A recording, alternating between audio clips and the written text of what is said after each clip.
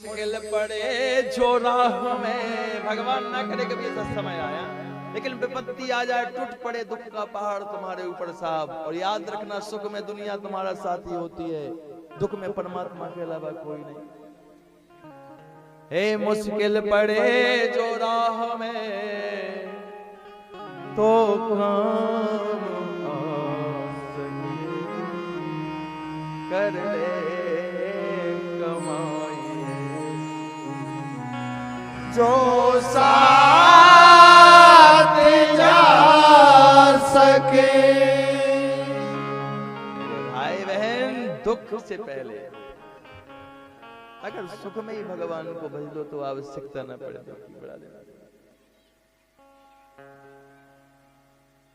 श्री सुखदेव जी महाराज कहते हैं, राजा परीक्षित, मैं तुम्हें दिव्य कथा सुना रहा हूं, बस कथा को ध्यान से सुनना मेरे भाई, मन से सुनना। याद रखना, कथा कभी कानों से नहीं सुनी जाती, कानों से कथा नहीं सुनी जाती, कथा मन से सुनी जाती। मन है तो कथा मिलेगी, मन नहीं है तो कथा नहीं मिलेगी। राम कथाएं भगवान महादेव ने भी पार्वती से कहा था, दोबारा कथा सुनाई। पार्वती, मन लगाना तो कथा मिलेगी, मन से कथा सुना। सुखदेव जी महाराज भी कह रहे, मन से कथा सुनना, कानों से नहीं। क्योंकि कानों से कथा नहीं सुनी जाती, कान तो आपकी यही है। अगर मन यहाँ नहीं है, दुनिया में भटक गया, तो इतने बड़े बड़े साउंड लगे हैं, हाँ, फिर भी पूछेंगे कहाँ थी कथा, तो यही कहोगे कहाँ थी, पता नहीं कहा। मन से कथा, मन है तो कथा में प्रवेश करेंगे साहब। ये 4 दिन की कथा बहुत महत्वपूर्ण है। अगर जीवन में ये 4 दिन की कथा जिसने साहब अपने जीवन में धारण कर ली शुरू में, उसके जीवन से कभी भक्ति नहीं जा सकती। 5वें दिन से भक्ति की कथा आती है, वैराग की, फिर ज्ञान की, फिर भक्ति की। क्योंकि ज्ञान के बाद जो भक्ति आती है वो कभी नहीं जाती, और बिना ज्ञान के जो भक्ति आती है सब वो चली जाती है।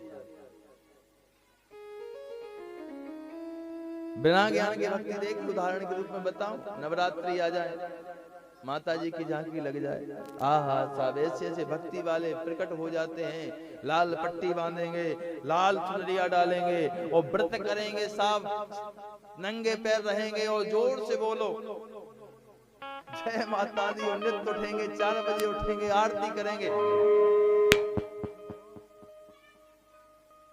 और सब करेंगे। लेकिन 9 दिन निकल जाने के बाद एक दीपक भी कभी नहीं जलाएंगे। कौन सी भक्ति आई? दिखावटी भक्ति आई, बिना ज्ञान की भक्ति आई, देखकर भक्ति आई, वो चली गई। और बिना ज्ञान के बाद जो भक्ति आती है वो कभी नहीं जाती साहब। सबरी को आई, मीरा को आई, कभी नहीं। इसलिए 4 दिन की कथा साहब अगर जीवन में धारण कर लेते हो तो कभी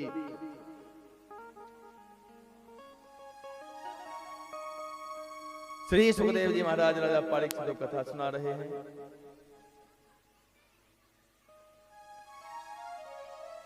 बोली राधा कृष्ण भगवान की कथा प्रसंग में चलेंगे। और कथा में सृष्टि के सृजन की कथा आती है। लोगों का ये प्रश्न होता है, हम कहां से आए, हमारी समाज का प्रादुर्भाव कहां से हुआ, हमारा जन्म कहां से हुआ। मैं सब बताऊंगा, पूरी सृष्टि कैसे बनी संक्षेप में बताएंगे। बहुत विशेष कथा है लेकिन संक्षेप में समझाएंगे। ये पूरी सृष्टि कहां से बनी।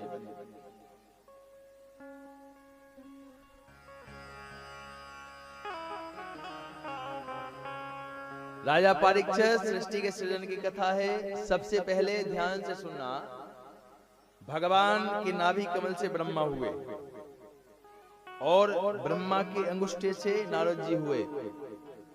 और भगवान ने कहा ब्रह्मा जी को कि सृष्टि का सृजन करो। और ब्रह्मा जी ने सृष्टि का सृजन करने के लिए नारद जी से कहा कि तुम मेरा सृष्टि के सृजन में सहयोग करो। तो नारद जी ने मना कर दिया कि नहीं, हम नहीं कर सकते। इनके 4 मानस पुत्र हैं, सनत, सनंदन, सनातन, सनत कुमार, सनकादिक जिनको कहा जाता है। उनसे कहा कि तुम सृष्टि के सृजन में मेरा सहयोग करो।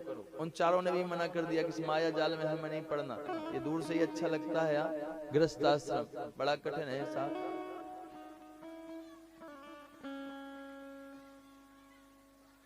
तो फिर ब्रह्मा जी ने सोचा कि क्या किया जाए, और ब्रह्मा जी ने अपने शरीर से, जब नारद जी सनकादिकों ने मना कर दिया, तो जब सृष्टि नहीं बनी, उसके प्रथम की कथा है, तब अपने शरीर से 10 संतों को प्रकट किया, जैसे मन से मारीच, अत्रि आदि 10 ऋषियों को प्रकट किया, और इन 10 ऋषियों से कहा कि तुम सृष्टि का सृजन करो। इन 10 ऋषियों ने भी मना कर दिया, हम भी नहीं करेंगे भाई, हम सृष्टि का सृजन नहीं करेंगे, हमें मोह माया में नहीं पड़ना। ब्रह्मा जी ने बहुत कहा, सुनो तो सुनो, नहीं माने, इस पृथ्वी पे आ गए, अपनी अपनी गुफाओं में तपस्या करने लग गए 10 ऋषि महात्मा। इन 10 ने भी भगवान का, जब इन 10 ऋषियों ने भी नहीं किया, तो ब्रह्मा जी ने सोचा कि अब सृष्टि का सृजन कैसे हो। तब ब्रह्मा जी ने और सोचा कि जब तक आकर्षण नहीं होगा तब तक ये व्यक्ति गृहस्थ में नहीं जाएगा, और अपने एक ब्रह्मा के 2 ब्रह्मा हुए, और 2 ब्रह्मा से, एक से मनु और एक से शत्रुपा, दोनों को प्रकट किया, स्त्री पुरुष दोनों को समक्ष रखा, तो आकर्षण सा बड़ा प्रभाव होता है, और दोनों का विवाह संसर्ग हुआ। इनके यहाँ 3 पुत्रियां हुई, देवहूति, प्रसूति, आकुति, और 2 पुत्र हुए इनके यहाँ। ऐसे ये सबसे पहले सृष्टि मनु महाराज बने। मनुष्य क्यों कहा जाता है? और मनु महाराज, उनकी पत्नी और उनके 5 बच्चे, 3 बच्चियां और 2 बच्चे, मात्र इतना सा सबसे पहले इस पृथ्वी पे आए, और 10 वो ऋषि जो प्रकट किए थे, वो इस पृथ्वी पे आके तपस्या की, जब इस सबसे पहले सृष्टि बनी। और अब इन 10 ऋषियों में एक ऋषि है जिनका नाम है कर्दम ऋषि, और कर्दम ऋषि को लगा कि क्यों ना मैं भगवान की तपस्या करूं, और कर्दम ऋषि ने भगवान नारायण की तपस्या की, थोड़ी बहुत नहीं की, सहस्त्र वर्षाणी तपस्या की, और तपस्या की तो भगवान प्रकट हो गए, और भगवान ने प्रकट होकर कहा, मांगो कर्दम, तुम क्या चाहते हो। कर्दम ऋषि ने कहा कि प्रभु क्यों तपस्या की, बताओ क्या वरदान चाहते हो। बोले एक ही वरदान चाहता हूं कि मेरी शादी हो जाए। भगवान मुस्कुराने लगे, बताओ इतने वर्षों से इसलिए तपस्या कर रहे हो कि मेरा विवाह हो जाए। कर्दम ऋषि बोले कर रहे, हमसे पूछो जिसको विवाह की टेंशन हो जाए और ना होए फिर कैसा लगे, तुम तो विवाह का कहो। भगवान बोले जब ब्रह्मा जी ने कहा था तब क्यों नहीं किया। बोले तब इच्छा नहीं थी, लेकिन अब लग रहा है कि विवाह करना चाहिए। भगवान बोले ठीक है जाओ, जब तुम विवाह कह रहे हो तो कल नहीं परसों ही तुम्हारा विवाह हो जाएगा, विलंब किस बात का। और भगवान जाने लगे। जैसे ही भगवान जाने लगे तो हाथ जोड़कर कर्दम ऋषि ने कहा कि प्रभु अभी नहीं, अभी तो और सुनो, क्या अब क्या चाहिए। बोले और देके जाओ वरदान। क्या वरदान चाहते हो। बोले वरदान दो कि संतान भी हो जाए, बाद में कोई समस्या हो और फिर देवी देवताओं का पूजा करनी पड़े, इससे पहले ही वरदान मांगो। भगवान ने कहा जाओ, तुम्हारे यहाँ 9 कन्याओं का जन्म होगा जो सृष्टि के सृजन में सहयोग करेंगे। बोले प्रभु कन्याओं से भी काम नहीं चलेगा, कन्या होंगी अच्छी बात है, बेटी होना सौभाग्यशाली व्यक्ति को सौभाग्य होता है पुत्री का जन्म। प्रभु एक पुत्र भी चाहिए, बेटी और बेटा दोनों चाहिए। बेटी के बिना भी जीवन अपूर्ण माना जाता है, बेटा के बिना भी, दोनों की आवश्यकता है। भगवान बोले चलो बेटा हो जाएगा। बोले प्रभु ऐसा बेटा नहीं चाहिए तो। बोले ऐसा बेटा चाहिए जो आप जैसा हो।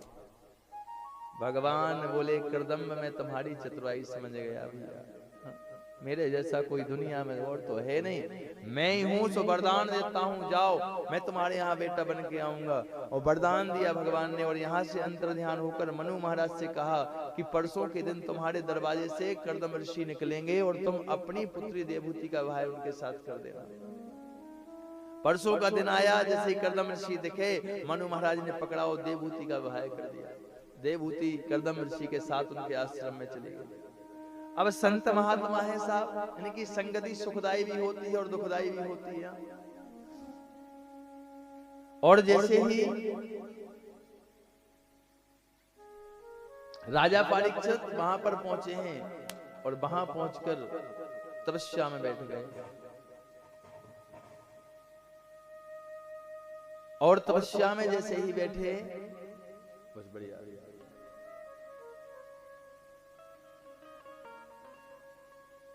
देवहूति बेचारी सेवा कर रही है और समाधि लग गई, और ऐसी समाधि नहीं लगी, ऐसी समाधि लग गई कि लग गई।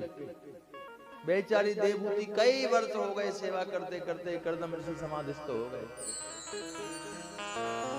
बहुत दिनों के बाद एक दिन जैसे ही और समाधि खुली, चेतन अवस्था आई और देखा देवहूति सामने खड़ी है।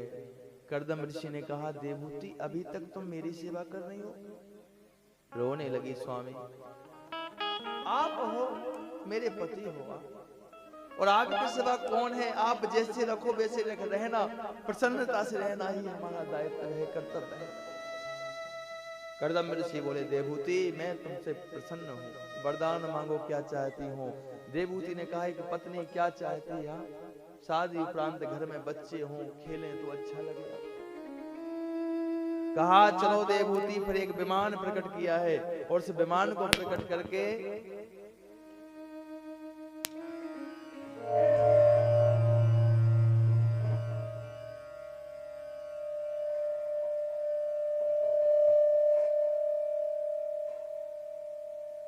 राजा परीक्षित विहार किया है।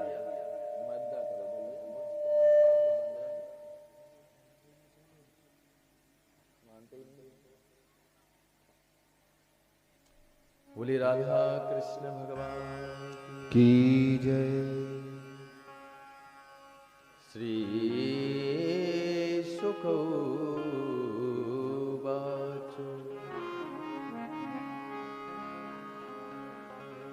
राजा परीक्षित एक विमान को प्रकट किया है और विमान में प्रकट करके और विहार किया है। उसी समय 9 कन्याओं का जन्म हुआ। जब 9 कन्याओं का जन्म हो गया तो उन्होंने कहा कि अब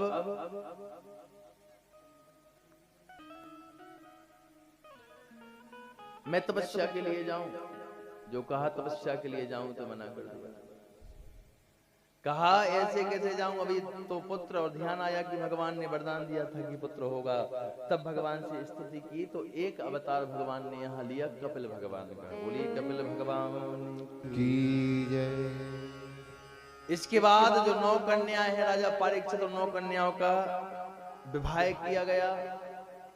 ब्रह्मा जी ने प्रेरणा दी कि इनका विवाह संतों के साथ किया जाए।